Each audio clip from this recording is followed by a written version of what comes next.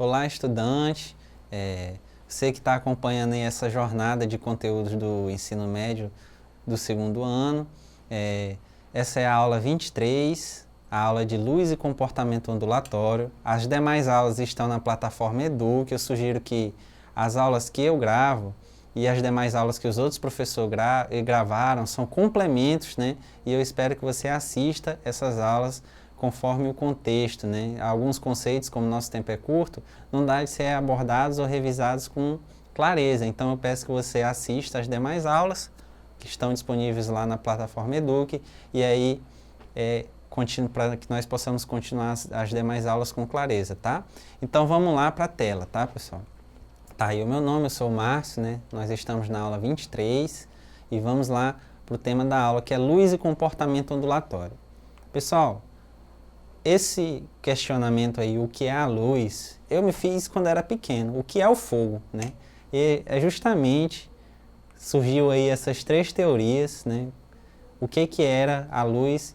E a primeira delas ali, ó, da Grécia Antiga, tinha realmente até a ver com fogo, né? Eu perguntava assim, por que não dá para pegar no fogo? O que é o fogo, né? Então, nós temos essas três principais teorias ali, né? O conceito da Grécia Antiga, que é bem antigão. Temos a teoria corpuscular da luz, representada ali por Isaac Newton, e tem a teoria ondulatória por Christian Huygens, né? Fala Huygens, a pronúncia é Huygens, tá?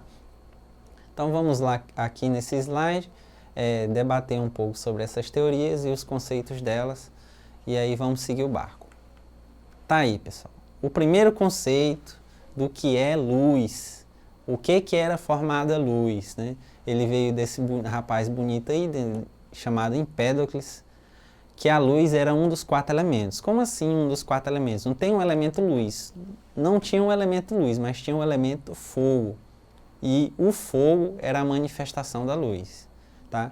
Então, essa foi a primeira concepção do que era luz. E tem esse outro rapaz aqui, né, que era o Euclides de Alexandria, Alexandria, né, não sei como é que você profere a pronúncia.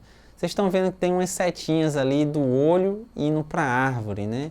Então ele falou que a luz eram partículas que saíam dos nossos olhos, iam até o objeto e retornavam para os nossos olhos, tá? E nesse processo que a luz ia e vinha, essas partículas ao longo do tempo iriam desgastando os objetos. E aí, o que foi usado para explicar? Por isso que os objetos ficavam velhos, porque muitas pessoas olhavam para ele e aí ele ia desgastando, porque essas partículas iam tocando os objetos e retornando aos nossos olhos, né? Só que tem alguns problemas, né, dessa concepção aqui. Primeiro, pessoal, os objetos, mesmo que estejam no escuro, eles ainda existem. Então, como é que as partículas não refletem nele e vão para os nossos olhos, né? Vou pegar aqui, ó. Tá tudo preto, né? Mas será que tem alguma coisa aí, ó? Tem o meu relógio, ó, volta aí para mim.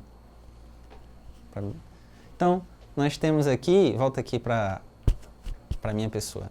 Nós temos aqui, pessoal, o meu relógio, está no meu braço. E ele existe mesmo nessa sala apagada, entendeu? Então, vamos ali na tela de novo, ó.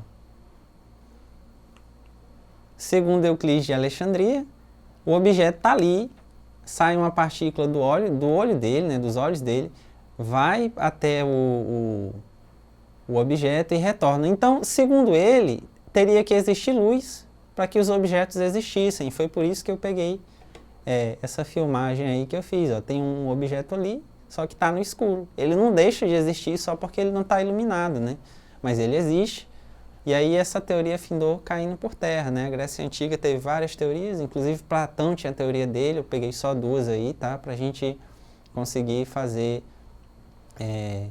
uma aula mais resumida, mais sintetizada. Então sobrou 2, né?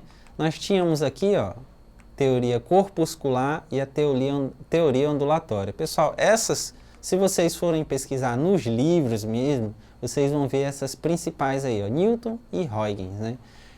Que Isaac Newton defendia que a luz era uma partícula. Vocês estão vendo ali, basicamente uma lâmpada, né, emitindo uma partículazinha. Essa partícula está refletindo ali, está batendo no anteparo, né? E ela está refletindo por causa que houve uma colisão ali naquele, vamos supor que seja um espelho. E aí, segundo Huygens, a luz não era uma partícula, e sim era uma onda. E aí teve os experimentos para descobrir se a luz era uma onda ou se era uma partícula. E aí Newton teve ali, ó, vocês estão vendo ali que tem um sinal de maior e menor, né? Pense aí, professor, qual é o lado ali que está respondendo que a luz é maior, a velocidade da luz é maior no ar? Pois é, o lado de Huygens ali, ó, ele disse que quando houvesse refração da luz, ou seja, o que é refração, pessoal? Isso está lá na aula 18. Refração é a mudança de velocidade que uma onda tem ao mudar de meio. No caso, tá a água ali, né? Seria a mudança da velocidade da água ou do ar para a água. Então, se houvesse ali a passagem daquela partícula para a água, Newton disse que a velocidade da luz na água seria maior. E Huygens disse que a velocidade da luz seria maior no ar. Então, pessoal, só para explicar esses sinaizinhos aqui embaixo, né? Newton disse que quando houvesse refração da luz, a velocidade da água, quando ela passasse aí por meio da água, seria maior do que no ar. E Huygens disse o inverso, né? Disse que a velocidade da onda no ar seria maior do que a da água, né? E aí ficou nessa, né? Ou a luz é uma partícula, segundo Newton, ou a luz é uma onda, né? Se fosse uma partícula, pessoal, a luz seria, por exemplo, palpável. Agora, se a luz fosse uma onda, seria uma onda que nós não poderíamos tocar na luz. E aí teve experimentos, né? Teve essa experiência aí que definiu, basicamente, a natureza da luz, pessoal. Experiência de Young, o nome desse rapaz aí é Thomas Young. Eu sempre confundo com Ashley Young, né? Porque aparece direto aí nos jogos de futebol, ele é um jogador de futebol. Mas esse aí é Thomas Young e ele fez essa experiência aí. Ele pegou uma lâmpada, colocou no anteparo ali e incidiu uma luz. Nesse primeiro anteparo tinha uma fenda e no segundo anteparo tinha duas fendas. E no último lá era um canto para coletar a imagem que essa luz iria produzir. Aí eu coloquei basicamente como teria que ficar, né? Vocês estão vendo ali que no azul começou a acumular um em cima do outro? É um fenômeno ondulatório que nós já estudamos na aula 18, chamado interferência. Então está interferindo ali uma onda na outra e aí vai formar essa imagem aí, ó. Essa é a imagem coletada aí através de uma lâmpada. Está parecendo o quê, pessoal?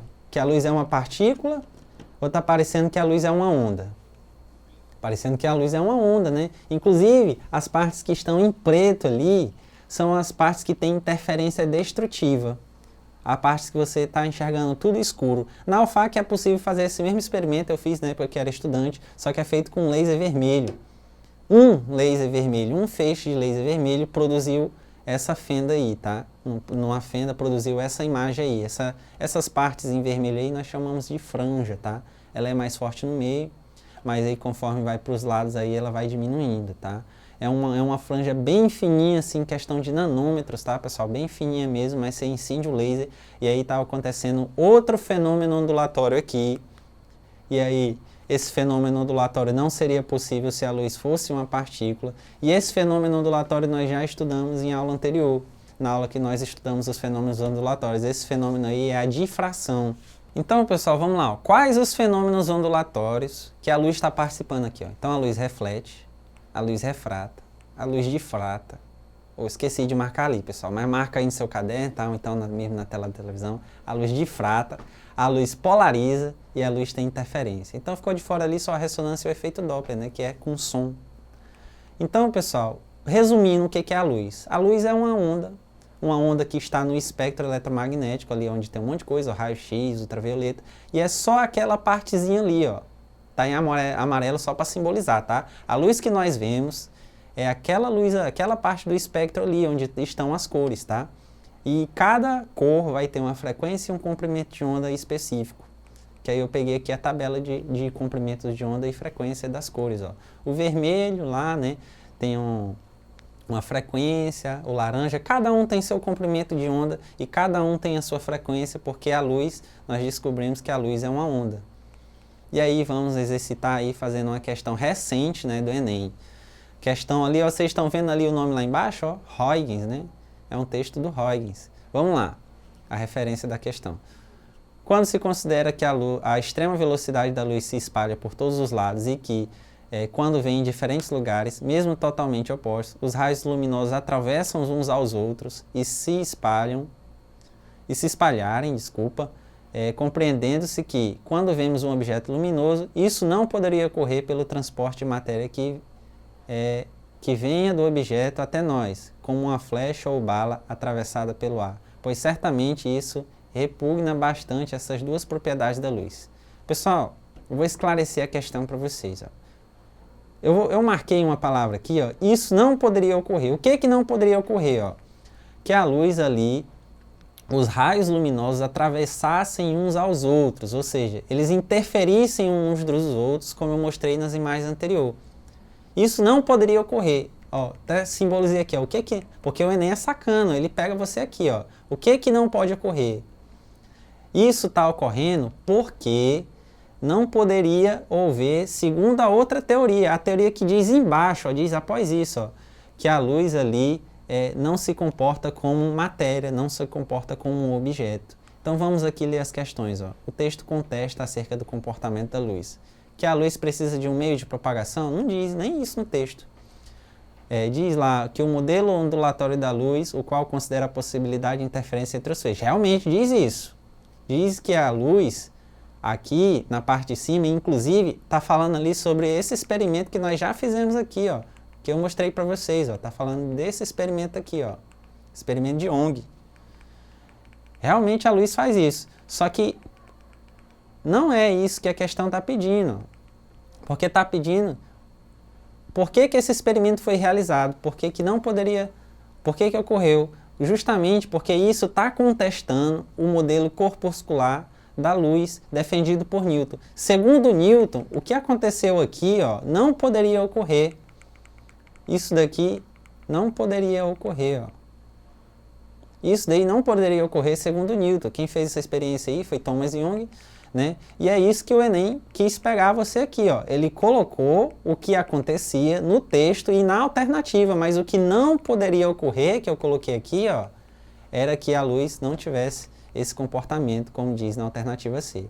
Então, pessoal, vamos finalizar a aula, tá? Eu peço que você assista às demais aulas, tá? E você acompanhe aí essa jornada no Plataforma Eduque, tá? Então, até a próxima aula.